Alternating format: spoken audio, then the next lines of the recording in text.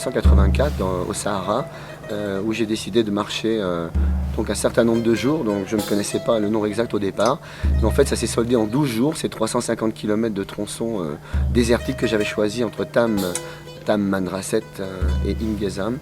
J'étais seul à marcher avec mon sac, mais j'avais Gérald, mon frère, et Thierry, un ami qui avait une 504 à l'époque, qui partait le matin et faisait un certain nombre de kilomètres, 30, 35, 40, et qui s'arrêtait et qui m'attendait.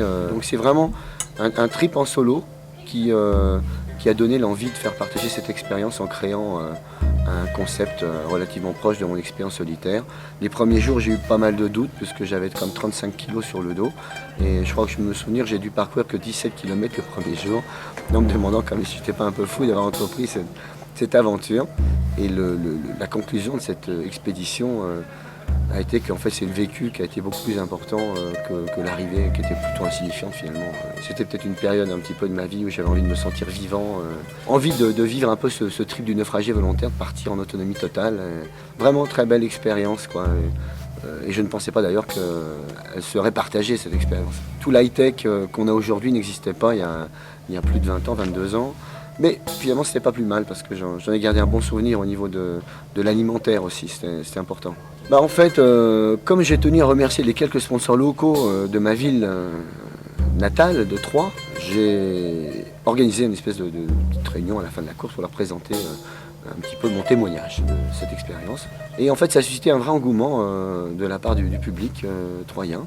Donc je crois que le petit cocktail que j'ai pu imaginer à ce moment-là de marier un petit peu le désert, l'autonomie alimentaire qui donnait un caractère expédition intéressant, intelligent, de gestion. C'est ce qui a beaucoup séduit, je crois. Parce que c'était complètement novateur de courir avec un sac à dos, ça n'existait pas. Donc c'était en mai 86, avec 23 concurrents, les 23 premiers pionniers. Heureusement qu'il y avait 23 concurrents, parce qu'avec l'inexpérience et l'incompétence qu'on pouvait avoir, ça a été très très difficile de gérer 200, 300, 400 compétiteurs. Ça a été difficile dès la première année parce que 3 jours avant le départ de la première édition, il nous manquait à l'époque 150 000 francs. Et je crois que la volonté qu'on a eue d'aller au bout fait qu'on a eu la chance de trouver in extremis un monsieur généreux, industriel qui nous a prêté l'argent et qui nous a dit « Allez, cassez-vous, allez faire votre événement et on verra au retour comment on s'organise ».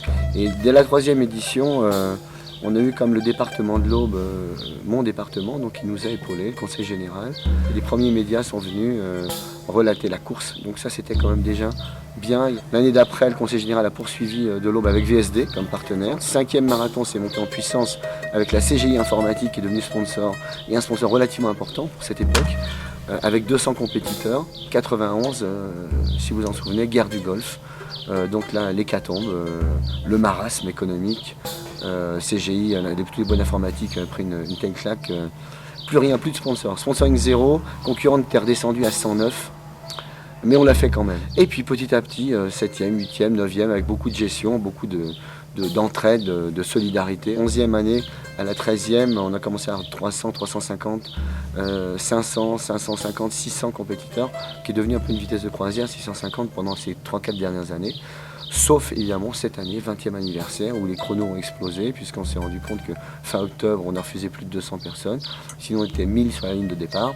Je crois que ça a été un petit peu prétentieux, ambitieux de notre part d'accepter ça, sans avoir l'assurance qu'on ait la possibilité de le faire. C'est l'année des records, 36 pays, près de 800 engagés. Moi j'ai un de mes sponsors aujourd'hui, ça m'a fait plaisir, il me dit Patrick, ce qui m'étonne le plus, c'est que je trouve que tu es calme, tu es zen, que tout va bien. Je dis mais parce que j'ai la chance de me reposer, tout s'est greffé sur une colonne vertébrale vachement solide, et tous mes chefs de poste, vraiment, j'en profite pour leur dire, je leur dis pas toujours, là devant la caméra, la vérité, les petits loups, vous avez été génial. Ça a été une édition extraordinaire. Et puis je crois que ça s'est fait grâce à l'expérience, à la motivation. Vraiment, respect à toutes les équipes AOI, à tous les chefs de poste qui ont su motiver, mobiliser toutes leurs équipes. 1200 personnes, ça fait un paquet de déchets. Donc depuis 6 ans ou 7 ans, maintenant on a un camion incinérateur, mais c'est un four à autocombustion qui brûle, qui détruit tous les détritus de la caravane du marathon. Je crois que c'est un bel exemple de micro-société qui vit dans un esprit de fraternité sportive, de solidarité, de respect mutuel. On a gagné à créer un certain état d'esprit qui est un esprit de famille particulier, je crois, qui doit durer, en tout cas tant qu'on sera là. Je crois que quand on tiendra les rênes, c'est que ça durera.